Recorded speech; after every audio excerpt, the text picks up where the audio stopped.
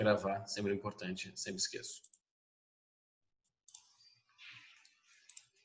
Mas enfim, então galerinha, só para a gente encerrar então a parte aí dos problemas climáticos, o famoso aquecimento global, a gente já conversou bastante sobre ele ainda, ele é bem clássico. Lembrando então que é sempre importante falar que é a intensificação do efeito estufa, então que o efeito estufa por si só é uma questão natural, é um fator positivo da Terra, certo? Lembrar então que a retenção dos gases de estufa, né, essa camada que fica presa na atmosfera terrestre, ela é fundamental, porque parte dos raios solares que são refletidos pela Terra, eles são reabsorvidos, né? Eles são refletidos novamente em direção ao nosso planeta. Isso faz com que a temperatura da Terra tenha aí uma média agradável, uma média adequada à vida terrestre, em média, né? Então a Terra ela tem uma série de fatores naturais que permitem a vida. Uma distância perfeita do Sol, uma atmosfera respirável, água no estado líquido, ou pelo menos a vida como a gente conhece, né? Vai saber se outras formas de vida não precisam disso, né? Mas a vida como a gente conhece, a Terra aí tem as condições exatamente perfeitas para isso, né?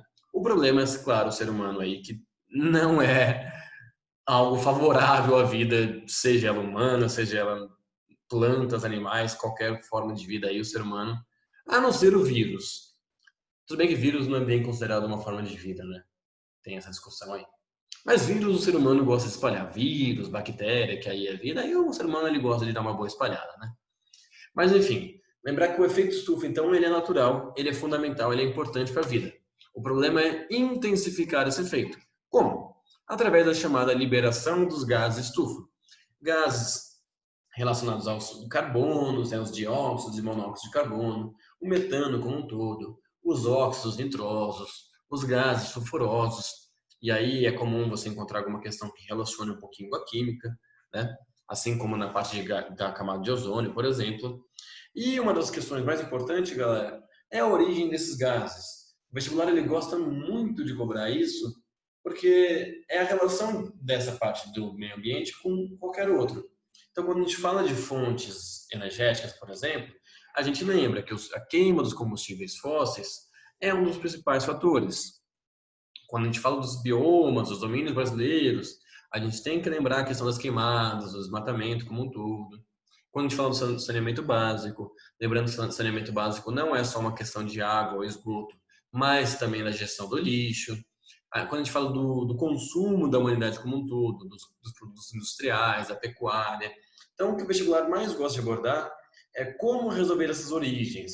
Ele quer que você saiba elencar propostas. Então, incentivo a carros elétricos, a fontes alternativas de energia, ao transporte alternativo e coletivo, a produtos sustentáveis, aquele discurso que a gente já teve bastante, que a gente vai voltar em outros momentos também ao longo do ano aí. Esse é o mais fundamental com relação ao aquecimento global, porque esses vários fatores localizados somados juntos contribuem para essa elevação aí, né?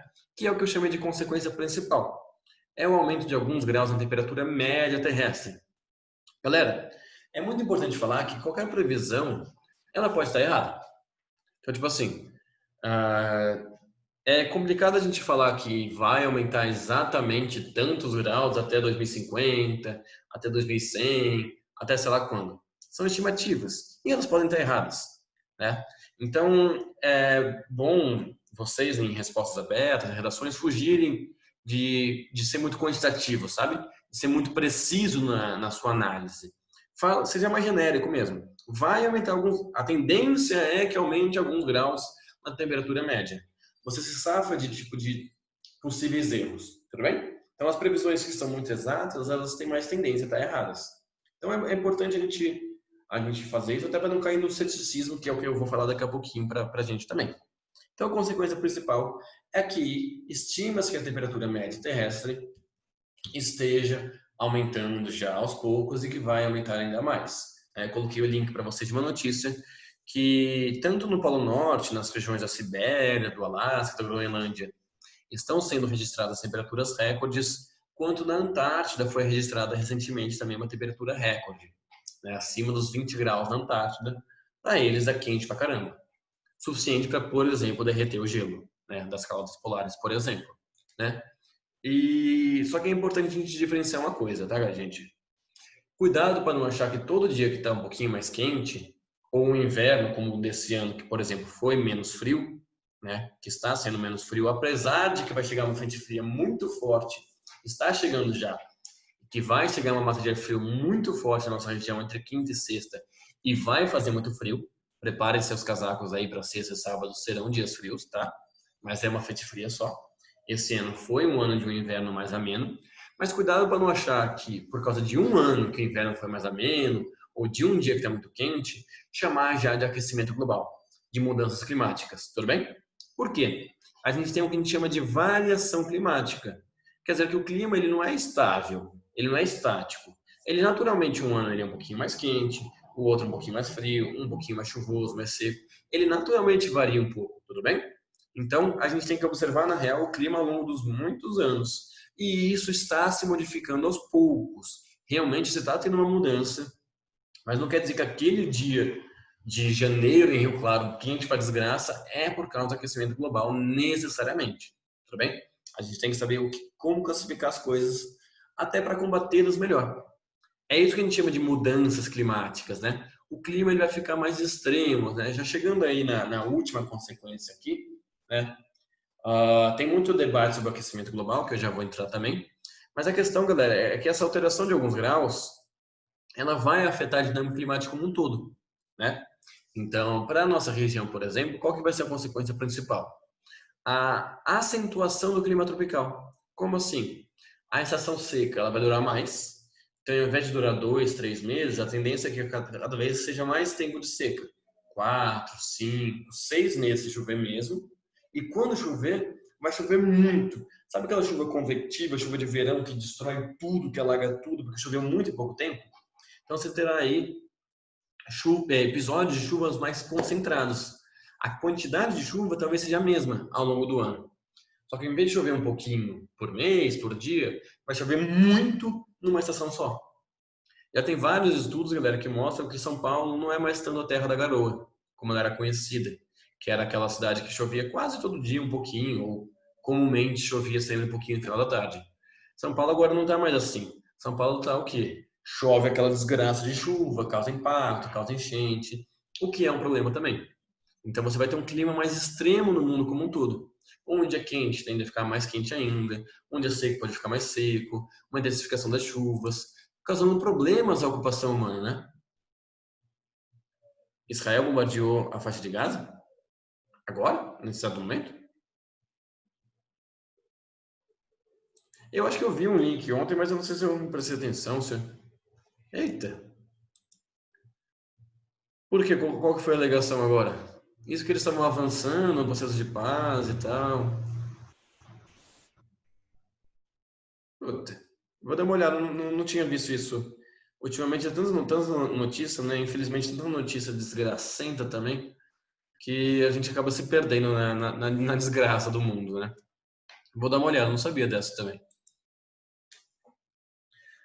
Mas então teremos, de maneira geral, galera, um clima mais extremo como um todo. Chuvas mais intensas.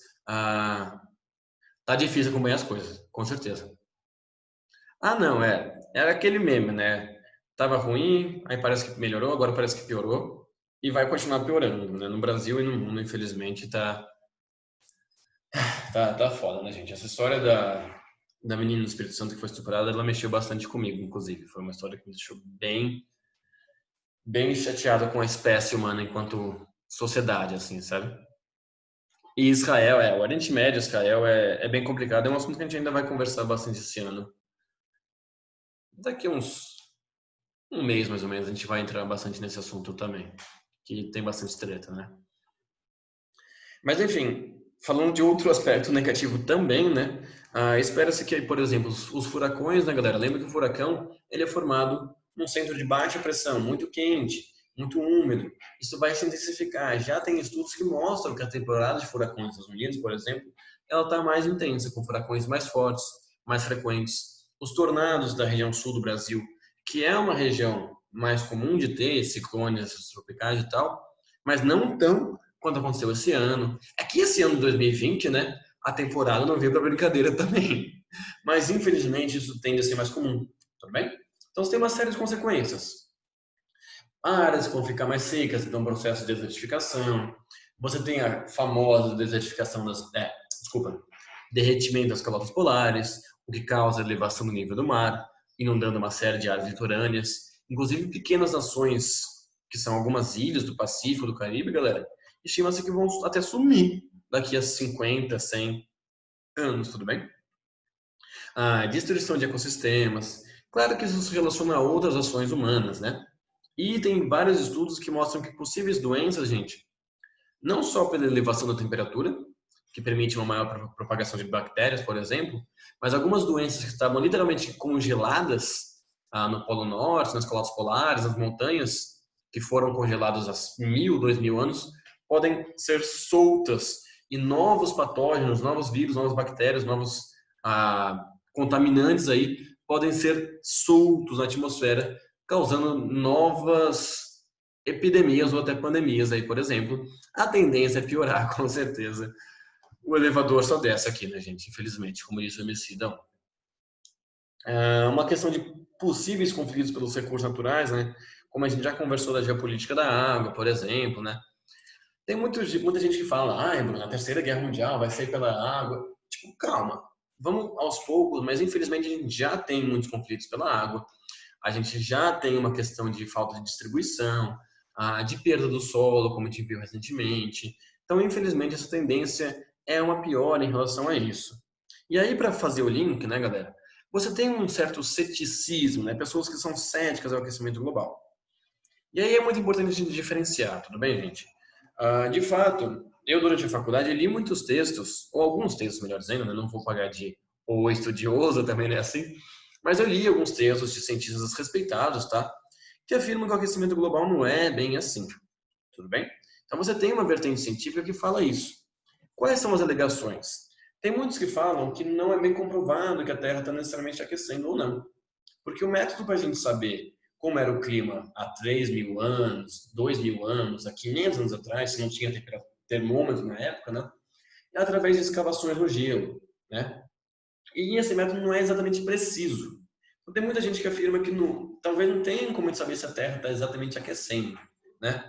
Outros afirmam que a Terra até pode estar aquecendo, mas que a participação do ser humano ela é reduzida, que o ser humano não é tão responsável sobre isso. Gente, é importante falar que a ciência ela precisa, com certeza, qualquer método científico ele precisa realmente de fato de hipóteses, né? A Terra está aquecendo? É uma pergunta. Vamos comprovar ou refutar essa hipótese e assim a ciência vai evoluindo para qualquer área, inclusive para a vacina do coronavírus, por exemplo, né? Bruno, sei lá, tomar chá de gengibre cura o coronavírus? Não sei. Vamos cessar. Curou? Não. Então já excluiu o chá de gengibre. Agora tem trilhões de outras substâncias, por exemplo. É assim que a ciência evolui, né? Então é importante que você tenha esses estudos, claro, com certeza. O problema é que o debate com relação ao aquecimento global ele foi apropriado por um discurso meio negacionista, que se relaciona muito com afirmações como o terraplanismo, como o discurso anti-vacina e uma série de outras posturas atuais aí que vem numa série de negações ao momento atual que, se por um lado são, por exemplo, anti-globalização, por outro são anti-ciência também, né, galera? Independente da nossa postura pessoal, política, ideológica, religiosa, a gente tem que botar fé no conhecimento científico e na evolução da ciência como um todo, né? Quais são as alegações de quem é cético? Claro que sempre vai ter aquele tiozão do bar que afirma que ele é o conhecedor de tudo para qualquer coisa, né? Isso para qualquer assunto, a gente sabe disso, aquele tio que sabe de todas as respostas da humanidade, né? Mas quem alega que o aquecimento global não é tudo isso, vamos dizer assim, por que ele alega isso? Alega porque muitas vezes o discurso verde, né, e o mercado de carbono, ele gera lucros. Isso é verdade.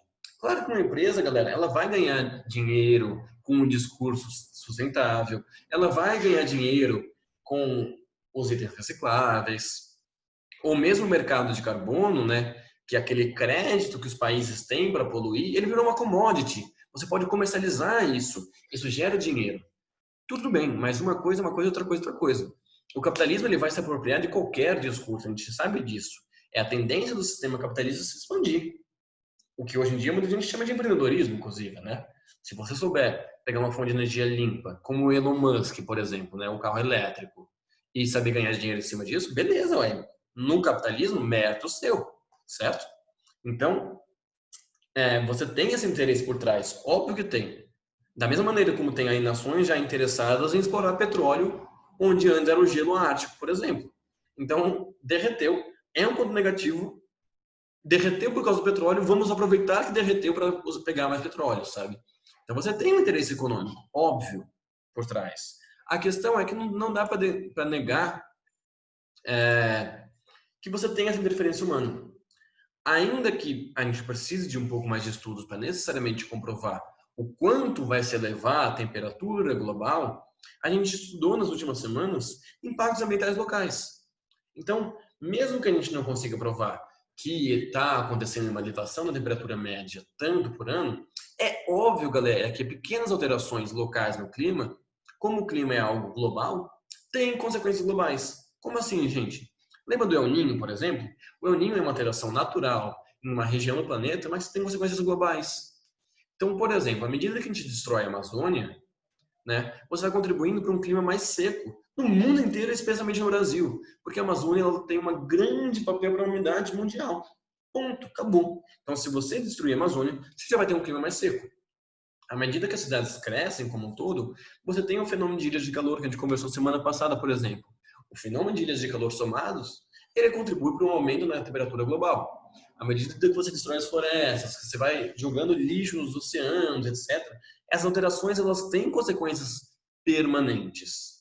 Se não necessariamente vai ser essa elevação, como todo mundo está falando, com certeza vai contribuir para um clima pior, para condições piores em termos de saúde que já acontecem.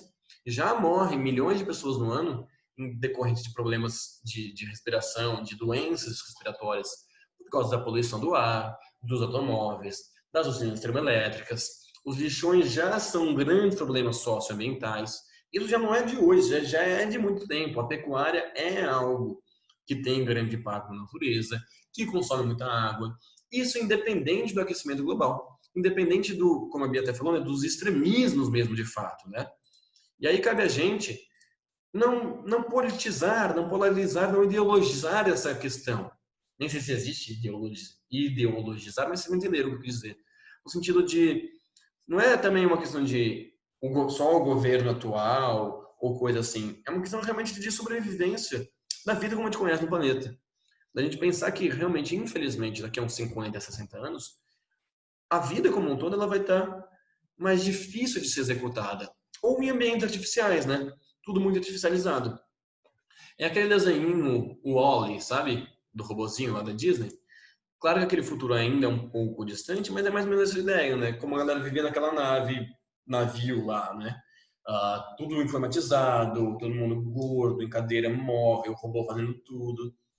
É uma possibilidade futura aí, né?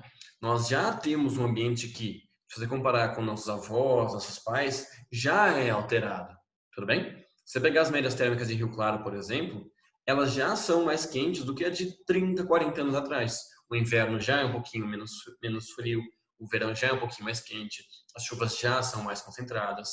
E isso independente da ideologia, tudo bem? É importante que a gente avance nos estudos do aquecimento global para conseguir dar uma precisão melhor, dar um suporte melhor às pessoas. E é importante saber que, claro, sempre em qualquer situação vai ter empresa ganhando dinheiro, vai ter pessoas ganhando dinheiro, porque assim funciona o sistema capitalista. Porém, independente disso, é o nosso papel buscar uma conscientização social em relação a isso. Tudo bem? Que passa pelo nosso estilo de vida, pelo nosso consumo, pelas políticas públicas e privadas, entre outros aspectos. Tudo bem, gente?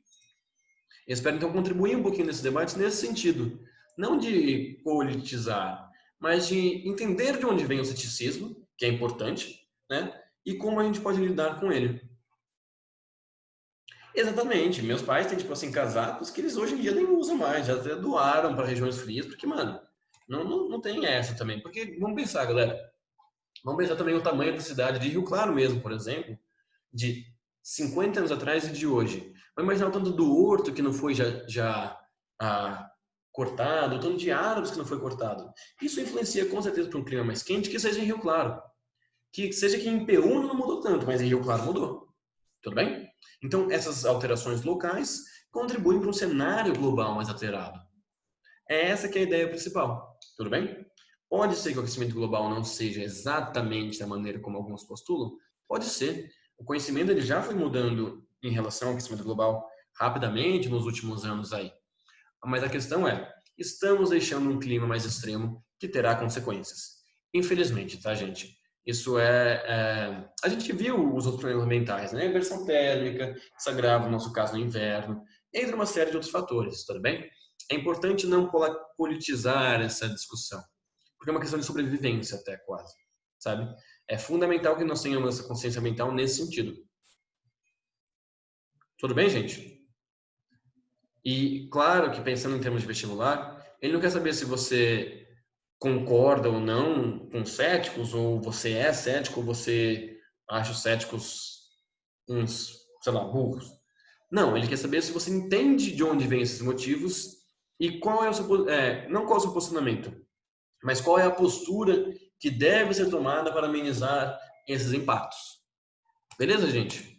Então você tem essa intensificação do efeito estufa, né, como eu comentei, né? Então, por exemplo, um mapinha aí, né, com relação a onde elevou as temperaturas médias. Na real, a gente fala de uma desregulação do clima mundial, porque você vai ter áreas no mundo, galera, como essa região do Canadá, por exemplo, que até chegam a ficar mais frias, né? O clima vai ficar desregulado. Isso quer dizer que vai ter momentos que vai chover onde não chovia antes, ou quando não chovia. Às vezes estação seca no meio do verão para gente. São consequências que ainda são meio imprevisíveis. Mas a ideia é de um clima desregulado, um clima alterado, tudo bem? E a ideia é justamente essa, tudo bem? Não vamos politizar, mas vamos entender que, independente de quem é o presidente atual ou antigo, porque infelizmente a questão ambiental no Brasil ela ficou muito politizada nos últimos anos, né? Assim como a pandemia, assim como tudo tem sido politizado, né? Mas vamos pensar que a questão ambiental não deveria ser um esforço internacional, né? Uma cooperação internacional social com relação a isso, né? Mas como a gente viu, você ainda tem uma posição de país desenvolvido e subdesenvolvido, ainda uma questão de soberania dos territórios. A gente está muito longe, infelizmente, de avançar, né? Eu vi uma palestra no ano passado, galera, que eu gostei bastante. O cara deu um exemplo que é como o Titanic. Acho que todo mundo assistiu o Titanic, né? Mas o Titanic está batendo no iceberg. Sabe que vai bater no iceberg. Aí o que o Titanic faz? Ele reduz a velocidade de bater. Isso vai mudar alguma coisa? Não, isso só vai adiar o fim do Titanic. O que o Titanic tem que fazer? Ele tem que desviar do iceberg. O que ele falou? O máximo que a gente está conseguindo fazer é reduzir um pouco a velocidade do nosso choque.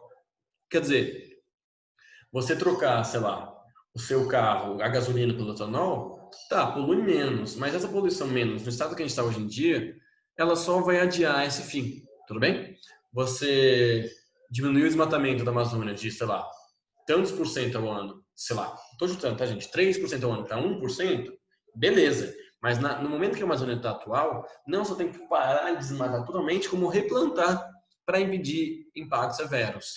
Então é uma questão que a gente só, no máximo, na perspectiva mais otimista, está reduzindo a velocidade do nosso choque, quando a gente deveria ter que desviar.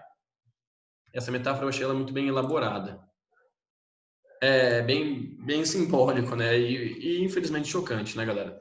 É chato, é complicado falar sobre isso, mas é fundamental. E é um assunto bem cobrado. O Enem gosta bastante, a FUVEST gosta, relacionando com fonte de energia, com urbanização.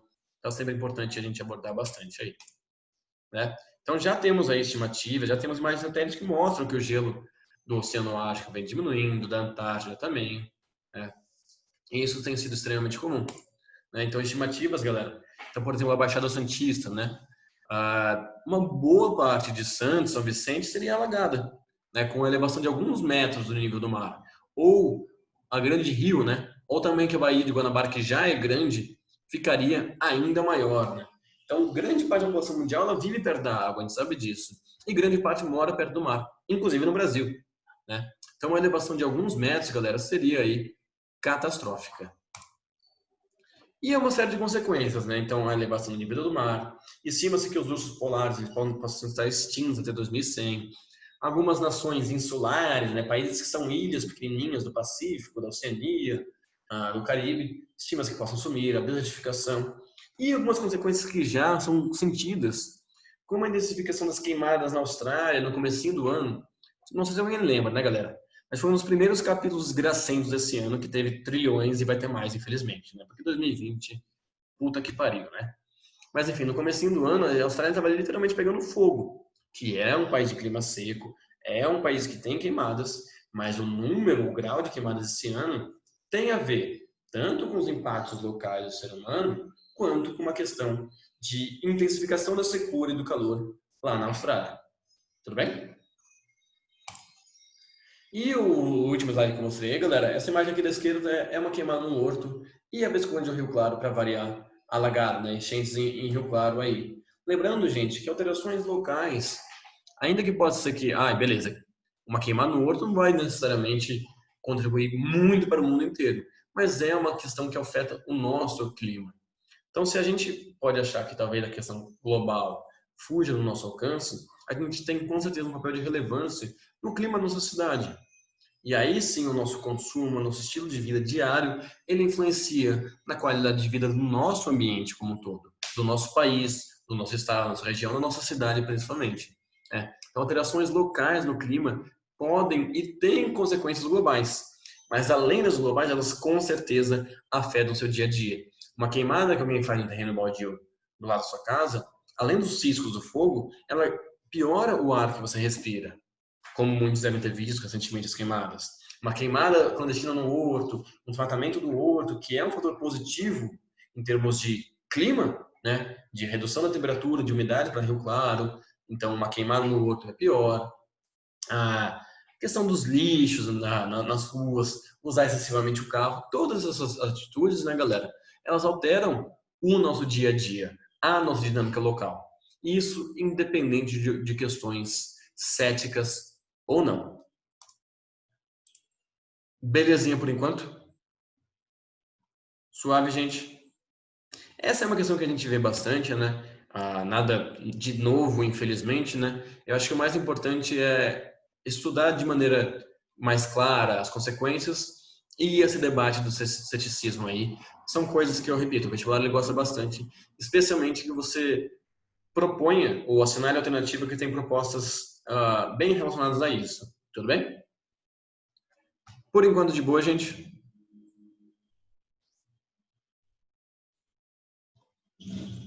Suave. Eu acho que eu passei a lista para você semana passada, de problemas ambientais, né? Então ela é a mesma, é aquele módulo 5 da frente a 2 da apostila 3 de vocês. Tá lá na pasta de arquivos, mas eu posso mandar de novo se vocês quiserem. Tudo bem?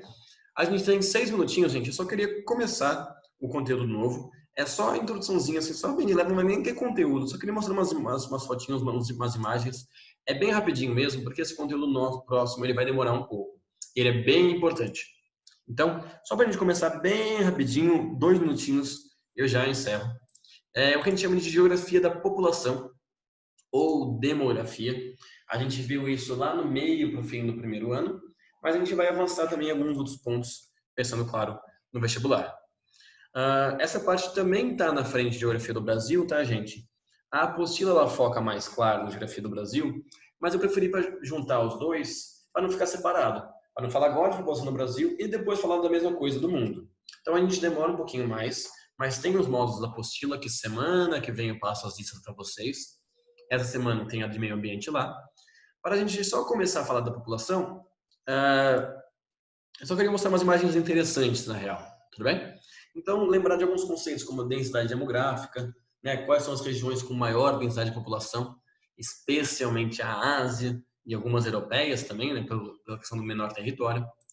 Então, quais são os países mais populosos do mundo, né? Temos a China em primeiro lugar e a Índia em segundo, porém, muito em breve, estima-se que até 2030 a Índia irá passar a China em população. Depois temos os Estados Unidos, Indonésia, o Brasil era o quinto, foi passado pelo Paquistão recentemente, agora estamos em sexta população mundial. E esse dado aqui está um pouquinho desatualizado já na real, né? Lembrar que a população pode ser vista pelas chamadas anamorfoses. Lembra a anamorfose? Aquele mapinha que ele distorce as áreas de acordo com o dado que ele quer mostrar. Então, quais países são muito grandes? Japão, Coreia do Sul, China, Índia, países asiáticos como um todo, né? Estados Unidos. E aí, repare que a Austrália, Rússia, Canadá nem aparecem direito praticamente, né? Porque são países com populações menores. A Rússia até tem uma população grande, mas proporcionalmente ao seu território nem é tanta gente assim. É uma questão que a gente consegue ver também, né, na imagem de satélite, né? A gente observa aí, primeiro, onde você tem o desenvolvimento, as maiores fontes consumidoras, né, a Europa, né, onde você tem aí uma distribuição melhor das duas, Estados Unidos, Canadá, né, ou regiões populosas, né, a China, a Índia, o Japão. Olha como a África tem pouco, né? Você tem mais na África do Sul, Nigéria, que é muito populosa, e no norte da África. É muito legal ver no Egito o caminho do Nilo aqui, né, onde mora a população também. É uma imagem bem legal, essa eu gosto bastante. Do Brasil também, onde se concentra a população, mais no litoral e na região sudeste e sul, né? Um mapinha com as maiores cidades mundiais, também reparamos aí que a Ásia como um todo concentra mais. Isso são todas as discussões que a gente vai ter os porquês disso a partir de semana que vem. E umas últimas curiosidades finais. A cada cor desse mapa, galera, é 1 bilhão de pessoas aproximadamente. Você tem que a América inteira, mas a Oceania é 1 bilhão de pessoas. A África, outro bilhão. Europa, Oriente Médio e parte europeia da Rússia, outro bilhão. Aí olha a Ásia. Esse partezinho laranja da Índia, Bangladesh e Myanmar e Sri Lanka, 1 bilhão. Sudeste Asiático, 1 bilhão. Japão, Coreia e um pouco da China, 1 bilhão. E essa outra parte da Ásia, 1 bilhão. A Ásia não sabe brincar aí em termos de população, né? A região conhecida como o formigueiro humano. Tem mais gente morando dentro desse círculo do que fora dele. Então, você tem aproximadamente uns 4 bilhões de pessoas morando nessa área e uns 3 bilhões e meio morando no resto do mundo. É bizarro falar, né, galera? Mas a gente vai estudar os porquês disso semana que vem. E, claro, do Brasil também, lembrar que a população está concentrada no litoral e na região concentrada. Essas imagens, galera, são mais umas questões mais interessantezinhas, vamos dizer assim, umas curiosidades até. Semana que vem a gente avança nas discussões mesmo, de fato. O porquê que na África tem tanta gente, o porquê na África está crescendo muita população, né? O consumismo na Europa, porque no Brasil também. A gente vai falar muito mais de tudo isso a partir de semana que vem. Não percam no mesmo horário e canal, às terças-feiras. E, por enquanto, é isso. Belezinha, gente? Tem a lista, então, de problemas ambientais. Vocês têm ela? Quer que mande aqui no chat ou no grupo? Até parar de gravar.